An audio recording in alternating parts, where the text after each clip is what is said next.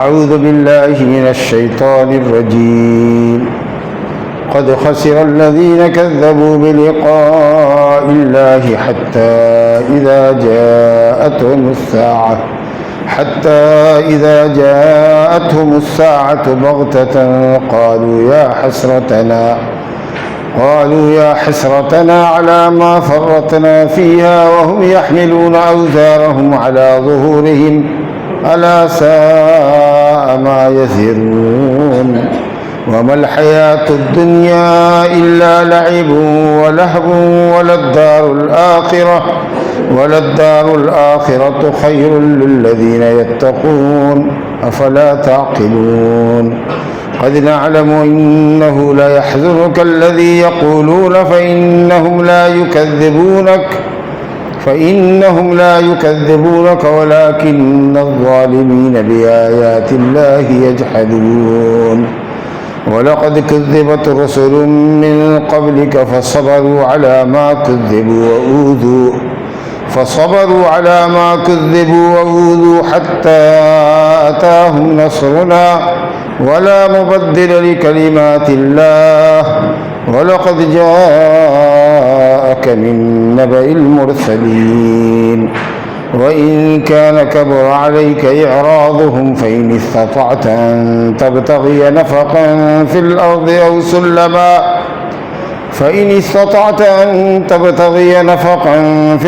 أو سلما في السماء فتأتيهم بآية ولو شاء الله لجمعهم على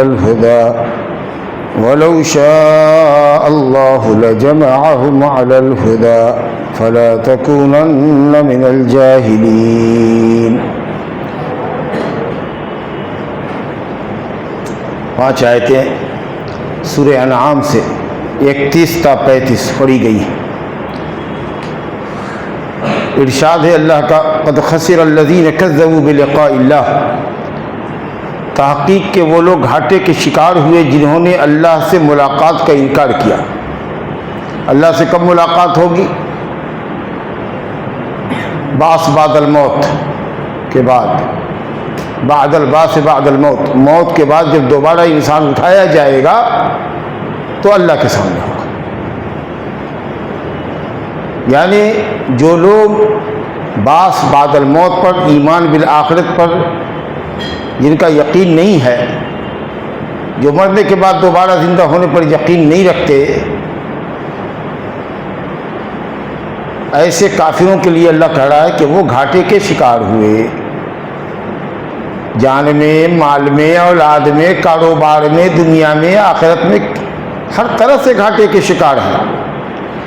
بلکہ حقیقت یہ ہے کہ جو لوگ اللہ پر اور آخرت پر ایمان نہیں رکھتے ہیں، جو کافر و مشرک ہیں، ان کا دنیا میں ہونے سے اچھا تھا کہ نہ ہوتے. اور قرآن نے ایسے ہی لوگوں کو کہا ہے کہ اولئک کالانعام بل هم اضل، وہ لوگ چوپائے ہیں یا چوپائے سے بھی بدتر ہیں. چوپایا دنیا میں پیدا ہوا ہے، کام کاج کر رہا ہے، کھا رہا ہے، پی رہا ہے، پیشاب پخانہ کر رہا ہے، مر جائے گا، قیامت کے دن سے حساب کتاب نہیں ہوگا. لیکن ان کفار سے تو سخت امتحان لیا جائے گا، ان کا سخت حساب ہوگا اور یہ دائمی جہنمی ہوں گے. تو اچھا تھا کہ نہ ہوتے. اگر کفر کی سنگینی کو سمجھیں، گناہ کی سنگینی کو سمجھیں، تو کفر اور گناہ کرنے والے سمجھیں کہ نہ ہونے سے نہ ہونا اچھا تھا. حضرت عمر فاروق رضی اللہ عنہ کا اسلام میں کتنا اونچا مقام ہے. نبی کریم صلی اللہ علیہ وسلم فرماتے ہیں کہ جس راستے سے عمر گزرتے اس راستے سے شیطان نہیں گزرتا. اسلام میں فضیلت کے اعتبار سے دوسرے نمبر پر ہیں، یعنی صحابہ کرام میں ابو بکر صدیق کے بعد ہی ان کا مقام ہے. اور وہ کہتے تھے کہ کاش میں درخت ہوتا جس کو کاٹ دیا جاتا.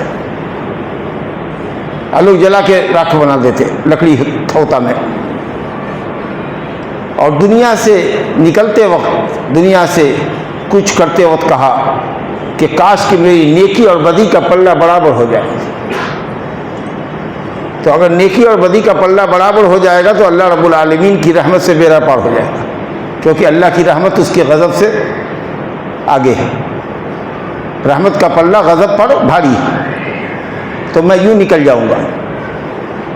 حضرت عمر فاروق جب کہیں کہ نیکی اور بدی کا پلہ برابر ہو جائے تو ہم لوگ کس گنتی میں ہوں گے؟ سوچ. اور جو اللہ پر ایمان نہیں رکھتا، آخرت پر ایمان نہیں رکھتا، جو مرنے کے بعد دوبارہ زندہ ہونے پر یقین نہیں رکھتا، اس کا کیا حشر ہوگا؟ اچھا، ملاقات میں دیدار بھی ہوگا. ملاقات کہتے ہی آمنے سامنے کو، مواجہہ کو. کسی سے ملاقات کرنے کا مطلب یہ ہے کہ آمنے سامنے اس سے ملاقات کی جائے. اللہ رب العالمین سے مومن ملاقات کریں گے، دیدار کریں گے اللہ رب العالمین کا. لیکن مشرکین کو اللہ تعالیٰ کا دیدار نصیب نہیں ہوگا. کلا انہم عن ربہم یومئذ لمحجوبون، وہ پردے میں کر دیے جائیں گے مشرکین. اللہ رب العالمین کا دیدار نصیب نہیں ہوگا، لیکن مومنوں کو دیدار ہوگا، کھلم کھلا ہوگا. جیسے کہ 14ویں رات کے چاند کو دیکھتے ہو، ہر کوئی دیکھتا ہے، جو جہاں کہیں سے ہے وہیں سے دیکھتا ہے. دیکھنے میں آنکھوں کو کوئی پریشانی نہیں ہوتی، کوئی کسی کی گردن کو جھکا کر کے اپنی گردن اٹھا کے نہیں دیکھتا، جو جہاں ہے وہیں سے دیکھ رہا ہے. تو کہا انکم سترون ربکم کما ترون القمر لیلۃ البدر لا تضامون فی رؤیتہ، تم رب العالمین کو ایسے دیکھو گے جیسے 14ویں کی رات میں چاند کو دیکھتے ہو، اور تمہاری آنکھوں کو کوئی تکلیف نہیں ہوتی، کسی کے اوپر چڑھنے کی ضرورت نہیں پڑتی. دیکھنے کی مشابہت ہے. دیکھو گے ایسے اللہ کو جیسے چاند کو دیکھتے ہو، دیکھنے کی مشابہت ہے. چاند کی مشابہت رب العالمین سے نہیں ہے، ورنہ مخلوق کی مشابہت رب العالمین سے لازم آ جائے گی. لیس کمثلہ شیء وہو السمیع البصیر. اللہ نہ کسی مخلوق کے مشابہ ہے، نہ کوئی مخلوق اس کے مشابہ ہے. یعنی اتنا واضح مومن دیکھیں گے جنت. اللہ تعالیٰ ہم سب کو اپنا دیدار نصیب فرمائے. وجوہ یومئذ ناظرۃ الی ربها ناظرہ، قیامت کے دن کس چہرے بڑے تر و تازہ ہوں گے اور رب العالمین کا دیدار کر رہے ہوں گے. للذین احسنوا الحسنى وزیادہ، سورہ یونس میں اللہ نے فرمایا کہ جو لوگ نیکی کرنے والے ہیں ان کے لیے حسنہ ہے، جنت ہے. وزیادہ یعنی النظر الی وجہ اللہ، اللہ کے چہرے کا دیدار. مسلم میں صہیب رومی سے روایت ہے اس آیت کی تفسیر میں کہ حسنہ سے مراد جنت اور زیادہ سے مراد اللہ تعالیٰ کے چہرے کا دیدار. بہرحال جو کفار ہیں، بعض بادل موت پر یقین نہیں رکھتے، اللہ سے ملاقات کی تکذیب کرتے ہیں، ایمان بالآخرت کی تکذیب کرتے ہیں، وہ گھاٹے کے شکار ہیں. حتیٰ اذا جاءتہم الساعۃ بغتۃ، یہاں تک کہ جب قیامت کبریٰ ان کے سامنے آئے گی اچانک. اور قیامت تو ویسے ہر شخص کی قیامت ہوتی ہے جب وہ مرتا ہے. جب انسان مرتا ہے قیامت اس کی اسی وقت سے شروع ہوتی ہے. اور ایک قیامت ہوگی جب پہلا سور پھونکا جائے گا، دنیا تہوبالا ہو جائے گی. اور اصل قیامت ہوگی فَإِذَا هُمْ قِيَامٌ يَنْظُرُونَ، جب لوگ قبر سے اٹھیں گے. وہ اصل قیامت ہے، آخرت، جو ہمیشہ رہنے والی ہے.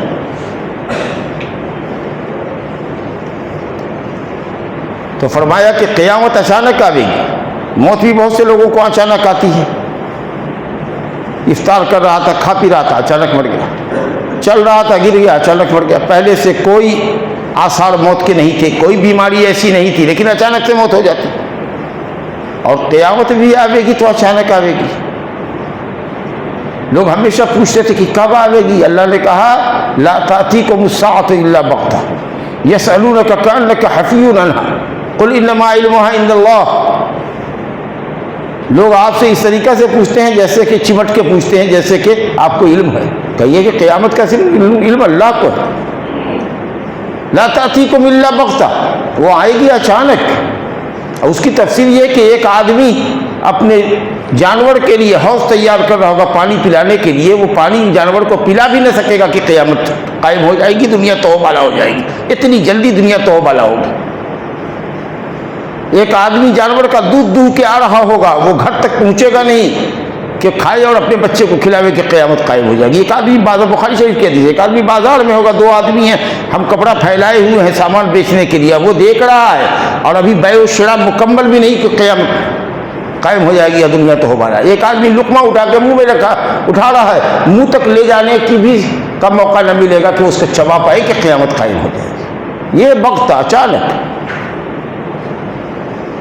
تب اس وقت افسوس کرو گے. قالوا یا حسرتا, کہو گے اے میری بدقسمتی, ہائے میری حسرت, ہائے میری ندامت.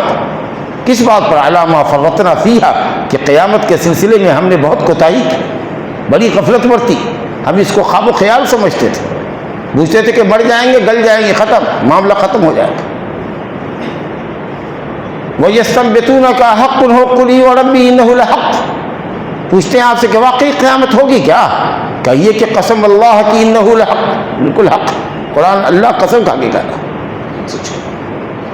وَأَنَّ السَّاعَةَ آتِيَةٌ لَا رَيْبَ فِيهَا وَأَنَّ اللَّهَ يَبْعَثُ مَن فِي الْقُبُورِ, قیامت آ کے رہے گی اور اللہ تعالیٰ مردوں کو قبر سے اٹھائے گا. آیات بھری پڑی ہے قرآن مجید. اس وقت افسوس کرو گے. وَهُمْ يَحْمِلُونَ أَوْزَارَهُمْ عَلَى ظُهُورِهِمْ, اور اپنے گناہوں کا بوجھ اپنی پیٹھ پر لادے ہوئے آؤ گے. حقیقی اٹھاؤ گے, حقیقی طور پر گناہوں کا بوجھ اپنی پیٹھ پر لادے ہوئے ہو گئے.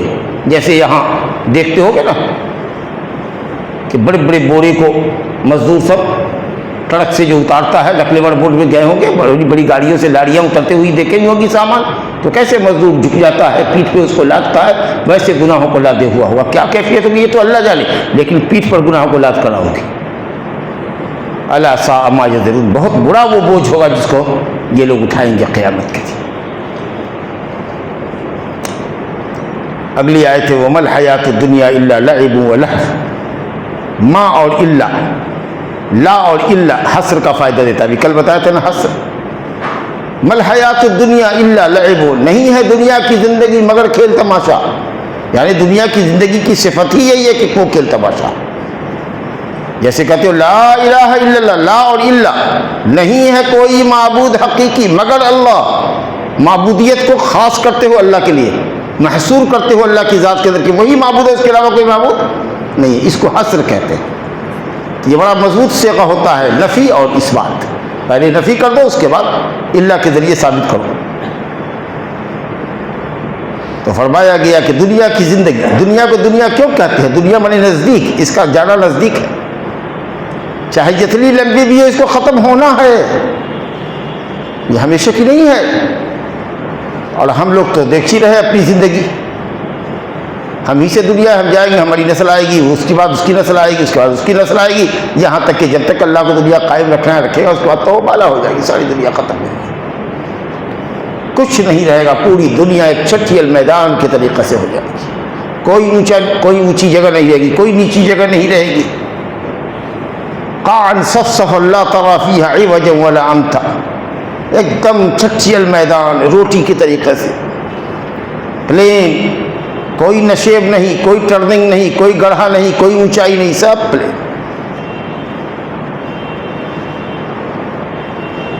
یوم تکون السماء کالمہل وتکون الجبال کالعہن, پہاڑ ریزہ ریزہ ہو جائے گی, آسمان دھنی ہوئی اون کے طریقے سے, دھنے ہوئے اون کے طریقے سے اڑتا پھرے گا, سارا نظام درہم برہم ہو جائے گا. تو اس لیے کہ یہ سریع الزوال ہے, بہت جلد دنیا ختم ہونے والی ہے, اس لیے اس کو دنیا کہتے ہیں. دنیا والے نزدیک, اسی کہتے ہیں سماع الدنیا, نزدیک والا آسمان جو پہلا آسمان ہے نا, اس کو سماع الدنیا کہتے ہیں. اور اس لیے بھی دنیا کو دنیا کہتے ہیں کہ دنیا جو ہے دنیا سے ہے, کمبخت دنیا ہے, گھٹیا دنیا ہے, گھٹیا. اس کی ساری دولت نعمت سب گھٹیا آخرت کے مقابلے. واللہ آخرت کے مقابلے. حدیث ہے لموضع صوت فی الجنہ, لموضع صوت فی الجنہ خیر من الدنیا وما فیہا. ایک کوڑا رکھنے کی جگہ, چابک سے انہیں کوڑا, ایک کوڑے رکھنے کی جگہ, ایک چابک رکھنے کی جگہ جو جنت میں ہوگی, 1 میٹر لمبی جگہ, وہ دنیا اور دنیا کی تمام نعمتوں سے بہتر ہے. اس کی کیا حقیقت ہے آخرت کے مقابلے میں؟ لعب ہے اور لہو ہے, کھیل تماشا ہے. لعب کا تعلق بدن سے ہوتا ہے اور لہو کا تعلق قلب سے ہوتا ہے. یہ دنیا تم کو اللہ کے ذکر سے غافل کرتی.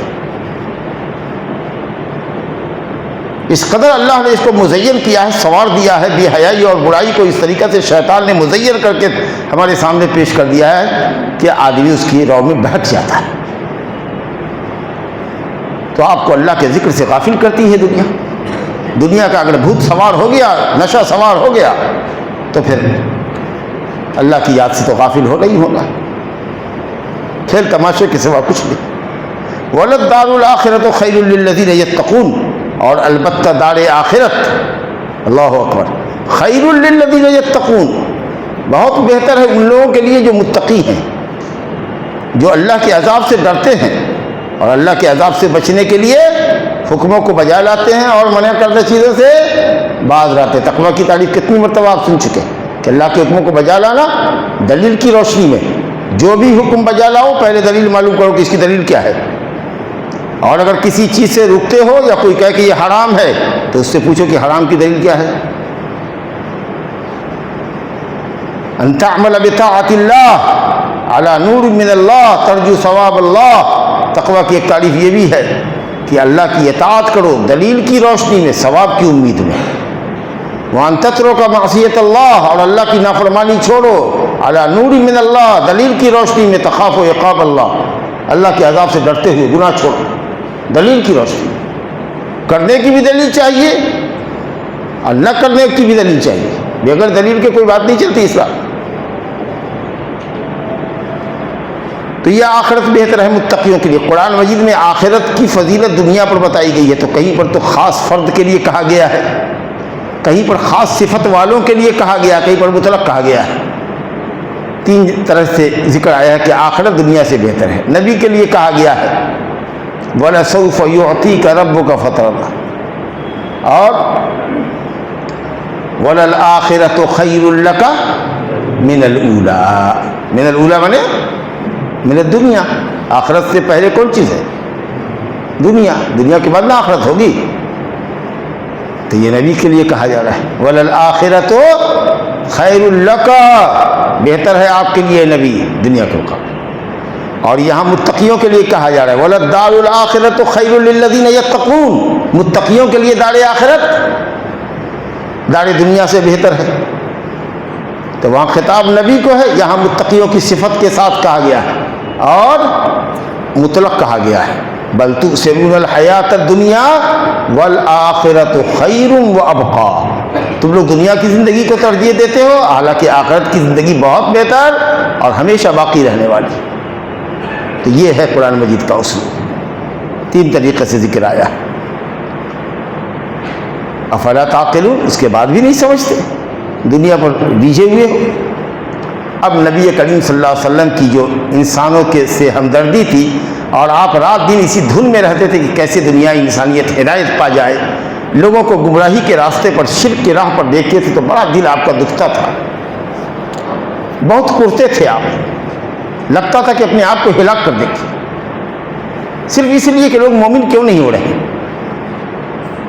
جو بھی آدمی امت کا خیر خواہ ہوتا ہے، انسانوں کو گمراہی کے راستے پر دیکھ کر کے بڑا اس کا دل دکھتا ہے۔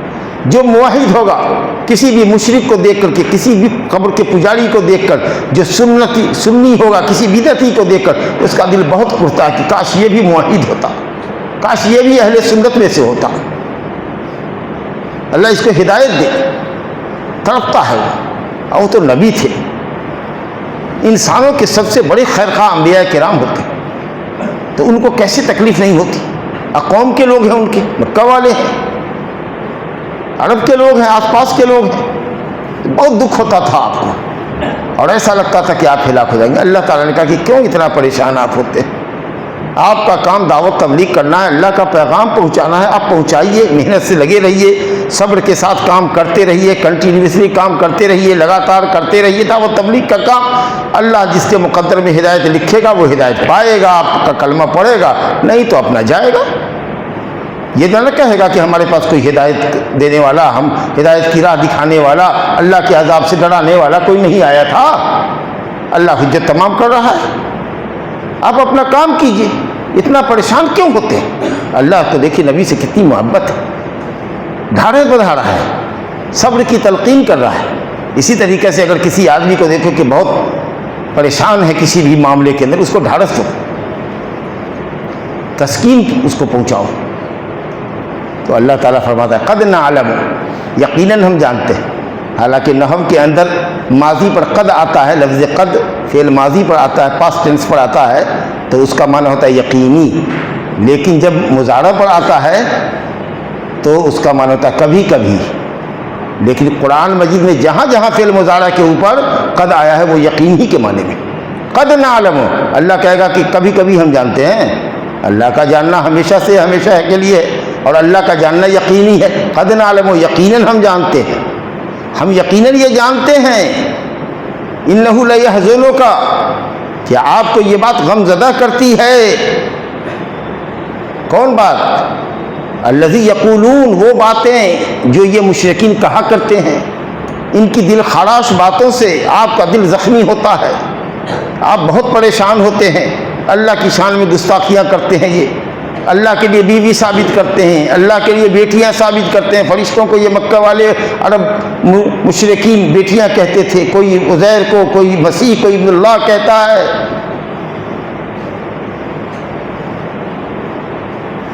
کوئی اللہ کی مخلوق کو بندگی میں اس کے شریک کرتا ہے، اور کوئی آپ کو دیوانہ کہتا ہے. اتنی اچھی عقل والے کو دنیا میں آپ سے بڑھ کے عقل والا پیدا نہیں ہوا. ایسے صاحب عقل کو جو اتنی اچھی اچھی باتیں کرتا ہے، کیا دیوانے اور پاگل ایسی ہی باتیں کرتے ہیں؟ اور اس کو پاگل کہتا ہے، جھوٹا کہتا ہے. بتائیے تو، کاہن کہتا ہے، نجومی کہتا ہے. لا حول ولا قوت الا باللہ.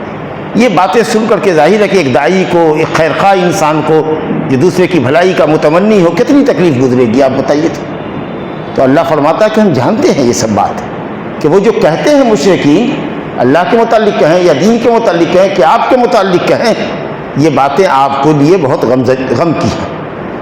آپ کے سینے کو چھلنی کرتی ہیں ان کی باتیں. لیکن ہم آپ کو بتا دینا چاہتے ہیں کہ وہ آپ کو نہیں جھٹلاتے، وہ صرف زبان سے یہ بولتے ہیں کہ آپ یہ ایسے ہیں اور آپ ویسے ہیں، آپ جادوگر ہیں، آپ کاہن ہیں، آپ جھوٹے ہیں. آپ دل ان کا گواہی دیتا ہے کہ آپ سے سچا اور امانت دار آدمی انہوں نے دیکھا ہی نہیں ہے دنیا میں. خود انہی کا کہا ہوا ہے کہ صادق ہیں آپ، امین آپ ہیں. نبی بنائے جانے سے پہلے اپنی امانتیں تو آپ ہی کے پاس رکھتے تھے، اپنا فیصلہ تو آپ ہی سے کرواتے تھے. تو آپ کو تو صادق اور امین کہتے تھے. دل سے وہ آپ کو سچا مانتے ہیں، امانت دار مانتے ہیں، لیکن زبان سے صرف جھٹلاتے ہیں، اور در حقیقت وہ آپ کو نہیں جھٹلاتے. وَلَٰكِنَّ الظَّالِمِينَ بِآيَاتِ اللَّهِ يَجْحَدُونَ، یہ ظالم اللہ کی آیتوں کی تکذیب کرتے ہیں. دیکھیے اس حدیث کی، اس آیت کی تفسیر میں لکھا ہے مفسرین نے، غالباً مسند احمد کی مستدرک حاکم کی روایت ہے. اخنس بن شریق نام کا ایک مشرک تھا، اور ابو جہل مردود کو تو آپ جانتے ہی ہیں، فرعون کو، اس امت کا فرعون تھا وہ. یہ دونوں دوست تھے. کبھی تنہائی میں بیٹھے تو اخنس بن شریق نے کہا کہ یار ابو جہل، ابو حکم کہلاتا تھا، ہاں یار بتاؤ اس وقت ہم اور تم ہے، بس کوئی تیسرا نہیں ہے. بالکل ایمانداری کے ساتھ اللہ سے ڈرتے ہوئے بتاؤ کہ محمد جھوٹے ہیں کہ سچے ہیں، یہاں کوئی بھی سننے والا نہیں. تو ابو جہل نے کہا کہ قسم اللہ کی محمد سچے، لیکن ہم ان کی نبوت کو نہیں تسلیم کریں گے. ہر چند کے وہ سچے ہیں لیکن ہم تسلیم نہیں کریں. کیوں؟ اس لیے کہ ان کے خاندان اور ہمارے خاندان میں ہمیشہ جاہلیت کے دور میں مقابلہ ہوتا تھا، اور ہم مقابلے میں کبھی پچھڑتے نہیں تھے. لیکن دیکھ رہے ہیں کہ بنی ہاشم اس وقت کعبہ کے پروہت بنے ہوئے ہیں، حاجیوں کو پانی پلاتے ہیں، دار الندوہ ان کا ہے، پنچایت ہوتی ہے تو اسی کا آدمی سردار بنتا ہے، فیصلہ کرتا ہے. اب نبوت بھی اللہ نے اسی کے خاندان میں رکھی ہے، تو اور چیزوں کا مقابلہ تو ہم کر سکتے تھے. لیکن اگر بنو ہاشم بنو عبد مناف یہ کہیں گے کہ ہم میں نبی ہے، تمہارے اندر نبی ہے، تو ہم اب نبی کہاں سے لائیں گے بتاؤ؟ اسے ہار نہیں مانیں گے، ہم نبی مانیں گے ہی نہیں اس کو، تاکہ کم سے کم اپنے دل کو تسلی دیتے رہیں کہ ہاں نہ اس میں نبی ہے نہ ہم میں نبی ہے، ورنہ وہ تو سچا آدمی، اس میں کوئی شک کی بات نہیں. اللہ تعالیٰ نے قلعی کھولی ہے، پول کھول دیا ہے کہ اے نبی ہم جانتے ہیں کہ ان کی باتوں سے آپ کو تکلیف ہوتی، اور یہ فطرت انسانی ہے کہ خیر خواہ انسان کو اگر آدمی بدخواہ کہے، بھلے انسان کو کوئی برا کہے، تو اس کو تکلیف ہوگی، لیکن دل سے آپ کو وہ برا نہیں سمجھتے ہیں، صرف زبان سے آپ کو جھٹلاتے ہیں دکھانے کے لیے صرف۔ یہ ظالم تو اللہ کی آیتوں کو جھٹلاتے ہیں۔ وَلَقَدْ كُذِّبَتْ رُسُلٌ مِّن قَبْلِكَ، لیکن یہ تکذیب آپ کی پہلی مرتبہ نہیں ہو رہی ہے دنیا کی تاریخ میں۔ انبیائی تاریخ آپ کے سامنے ہے، ہم نے انبیاء کے واقعات آپ کے سامنے بیان کیے ہیں۔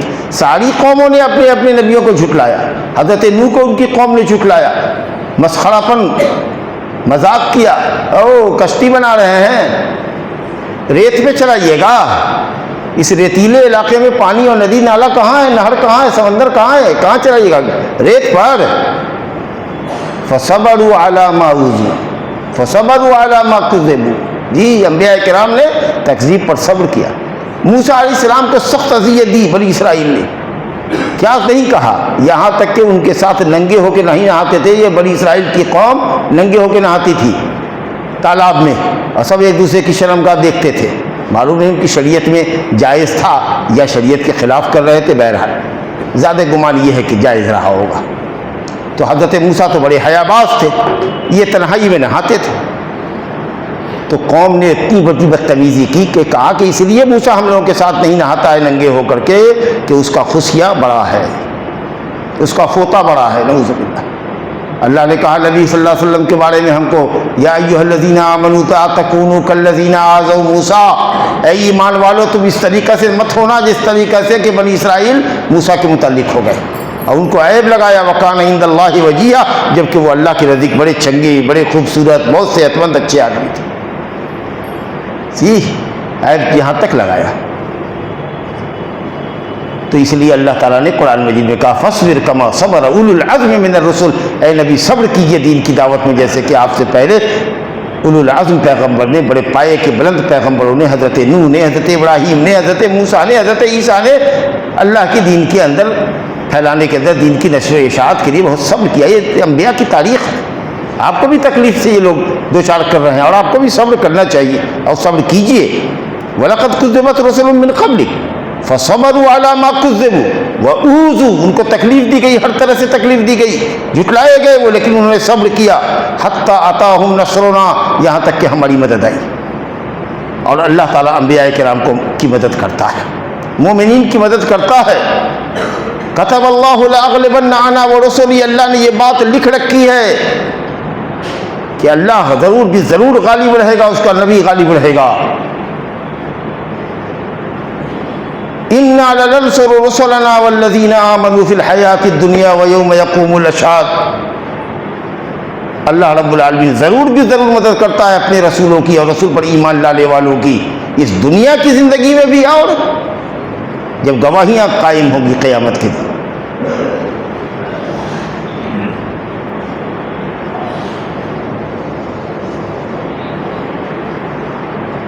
یہ جو ایک ضمن گفتگو اب یاد آ گئی، وَمَا الْحَيَاةُ الدُّنْيَا، دنیا کی زندگی کیا ہے؟ بتایا تھا میں نے کہ دنیا گھٹیا چیز ہے، بتایا تھا نا، ایک حدیث بھی پڑھی تھی کہ جنت میں ایک کوڑے رکھنے کی جگہ دنیا اور دنیا کی ہر چیز سے بہتر ہے۔ ایک واقعہ چلتے چلتے یاد آ گیا، علماء نے لکھا ہے کہ علامہ حافظ ابن حجر عسقلانی رحمۃ اللہ علیہ بہت بڑے عالم گزرے ہیں، شافعی المسلک تھے، اور انہوں نے بخاری شریف کی شرح لکھی فتح الباری، بڑا اسلام پر احسان ہے، اہل اسلام پر بڑا احسان ہے، بہت کتابیں لکھی۔ تو وہ چیف جسٹس سے مصر میں، تو بگھی پر چلتے تھے جیسے نواب لوگ چلتا ہے، آگے پیچھے سپاہی ہوتا تھا، گھوڑے اور خچر ان کی بگھی میں لگے ہوتے تھے، وہ جا رہے ہیں، سپاہی سب جا رہا ہے حفاظت میں۔ ایک مرتبہ کسی یہودی نے جو تیل بیچتا تھا اور جسم کے اندر تیل گرا ہوا تھا جہاں تہاں، اور کالا بنا ہوا تھا، ہاتھ چہرہ کپڑے پر تیل گرا ہوا تھا، بہت بدحال تھا، اس نے بگھی کو رکوایا، کہا ذرا سا حضور رکا جائے، رکا جائے، رک گیا، رک گئے، کہا کوچوان کو کہ رکو، کیا کہتا ہے یہودی کی طرف، کہا کہ آپ اتنے ٹھاٹ باٹ کی سواری کرتے ہیں، آپ مولانا صاحب اتنی ٹھاٹ باٹ کی سواری کرتے ہیں، اور ہم کو دیکھیے کتنے گندے کپڑے میں ہیں، کام کر رہے ہیں، جی سیاہی ہر طرف لگی ہوئی ہے، اور آپ کی حدیث میں تو ہے کہ الدنیا سجن المومن و جنت الکافر، دنیا مومن کے لیے قید خانہ ہے اور کافروں کے لیے جنت ہے، تو ہم کافر ہیں، یہودی ہیں، تو ہم جہنم میں ہیں، اور آپ دیکھیے تو مسلمان ہو کے جس کی زندگی قید خانے کی جیسی ہونی چاہیے، آپ اتنے ٹھاٹ واٹ سے چل رہے ہیں۔ فی البدی، فوراً جو جواب اس نے حضرت علامہ ابن حجر نے دیا وہ سننے کے لائق ہے۔ کہا کہ ہم مسلمان دنیا کی جس نعمت میں بھی ہوں، چاہے جتنی بڑی نعمت میں ہوں، یہ نعمت آخرت کی نعمت کے مقابلے میں جیل خانے کی نعمت ہے۔ ہم کو جیل میں جو قیدی کو ملتی ہے سہولت، جنت میں جو نعمت ہم کو ملے گی اس کے مقابلے میں سمجھو کہ یہ ہمارے لیے جیل خانہ ہے۔ اور تم کو جہنم میں جو عذاب ملے گا اس کے مقابلے میں دنیا میں چاہے تم کو جتنی تکلیفیں ہو وہ تمہاری جنت ہے، یہ اس عذاب کے مقابلے۔ اتنا سننا تھا کہ اس نے کہا کہ میں مسلمان ہوتا ہوں، کلمہ پڑھائی۔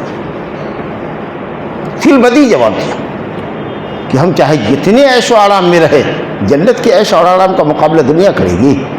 سمجھو قیدی ہیں ہم لوگ، قید خانے میں ہیں، اور تم چاہے جتنی تکلیف میں رہو تو تم خیر مناؤ کہ دنیا میں ہو، جنت میں ہو۔ مرنے کے بعد تمہارا کیا حشر ہوگا وہ تو پھر دیکھو گے یا جانو گے۔ بہرحال ہم کہیں تھے، کہیں چلے گئے پیچھے لوٹ کے، تو کہا کہ صاحب انبیاء کرام نے صبر کیا یہاں تک کہ ہماری مدد آئی۔ وَلَا مُبَدِّلَ لِكَلِمَاتِ اللَّهِ، اللہ کی آیتوں کو کوئی بدلنے والا نہیں، نہ اللہ کی قرآنی آیات بدلے گی، نہ اللہ تعالیٰ کا فیصلہ لوح محفوظ میں لکھا ہوا بدلنے والا ہے۔ وَلَقَدْ جَاءَكَ مِن نَبَإِ الْمُرْسَلِينَ، اور آپ کے پاس تو نبیوں کی، رسولوں کی خبریں آ چکی ہیں، ہم قرآن میں بتا چکے ہیں کہ انبیاء کرام کس کس دور سے کیسے کیسے گزرے۔ اب آپ کو کیا بتائیں، صبر کیجیے۔ وَإِنْ كَانَ كَبُرَ عَلَيْكَ إِعْرَاضُهُمْ، اللہ اکبر، اس میں بھی پیار بہت جھلکتا ہے، حالانکہ لفظ بڑا تیکھا ہے۔ اگر اب مشرکین کا دین سے پیٹھ پھیرنا، منہ موڑنا اور آپ کا انکار کرنا اگر آپ کو گرا گزرتا ہے، جیسا کہ گزرتا تھا نبی صلی اللہ علیہ وسلم کو، بہت بھاری گزرتا تھا، تو وہ جیسا کہتا ہے کہ فلاں آیت لے آؤ، فلاں آیت لے آؤ، فلاں معجزہ دکھاؤ، فلاں معجزہ دکھاؤ تو ہم اسلام لے آویں گے، ایسا وہ کہتا ہے جھوٹا، تو اگر آپ کے بس میں ہے تو پہاڑ کھود کے سرنگ بنا دیجئے اور ان کے لیے معجزہ لے آ دیجئے۔ اور نہیں تو کہتا ہے کہ جا کر کے اوپر سے آسمان میں جا کر کے تاڑا توڑ کے لے آؤ، مثال کے طور پر چاند ستارہ کو لے آؤ، تو سیڑھی لگا دیجئے، اگر آپ کے بس میں تو سیڑھی لگا کے آسمان پہ چڑھ جائیے اور لے آئیے۔ تو ظاہر ہے کہ تو آپ کر نہیں سکیں گے، اور یہ آپ کی کیپیسٹی میں نہیں ہے، تو جتنا بڑھے اتنا ہی کیجیے نا، پریشان کیوں ہے؟ وہ اوٹ پٹانگ بولتا رہے گا تو اس کی سب بات ماننے ہی کی ہے۔ حق قبول کرنے والے کے لیے ایک مثال، ایک دلیل کافی ہے، نہ کرنے والے کے لیے 1000 دلیلیں بھی دو تو نہ مانے گا۔ تو اگر آپ پر ان کا اعراض کرنا، دین سے منہ موڑنا اگر بھاری گزرتا ہے، تو اگر آپ کے پاس طاقت ہے تو زمین میں سرنگ کھود دیجئے یا آسمان میں سیڑھی لگا کر کے ان کے مطالبے کے مطابق آیت اور معجزہ لے آئیے۔ ارے آپ کو سمجھیے، نبی آپ کو سمجھیے، آپ سمجھیے کہ اگر اللہ چاہے تو سب ایک وقت پہ مسلمان ہو جائے گا، سب کو اللہ تعالیٰ ہدایت پر جمع کر دے، صرف ہدایت نہیں دے، ہدایت پر سب کو متفق کر دے، لیکن آخر ہدایت کسی کو مل رہی ہے کسی کو نہیں مل رہی ہے، اس میں اللہ کی بہت بڑی حکمت ہے۔ آگے کا جملہ دیکھیے، فَلَا تَكُونَنَّ مِنَ الْجَاهِلِينَ، تو اے نبی جاہلوں میں سے مت بنیے۔ کیا مطلب ہے؟ جاہلوں میں سے نہ بنیے، کیا نبی صلی اللہ علیہ وسلم جاہل تھے یا جاہلانہ گفتگو کیا تھا؟ ارے آپ نبی ہیں، اس طرح کی باتیں وہ لوگ کرتے ہیں جو مخلوق کے سلسلے میں اللہ کا جو طریقہ کار ہے جو نہیں جانتے، وہ لوگ اس طریقے سے پریشان ہوتے ہیں۔ آپ کو تو معلوم ہے، انبیاء کی پوری تاریخ معلوم ہے کہ قوموں نے انبیائی دعوت کو جھٹلایا، ٹھکرایا تو کیسے قومیں ہلاک ہو گئی، یہ تھوڑی ہے کہ آپ نہیں جانتے ہیں۔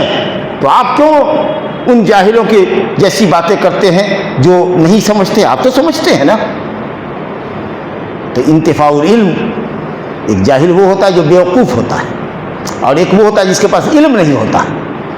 تو آپ تو علم والے ہیں، آپ بے علموں جیسی باتیں کیسے کر رہے ہیں؟ آپ کو تو معلوم ہے دنیا کی تاریخ، انبیاء کی تاریخ۔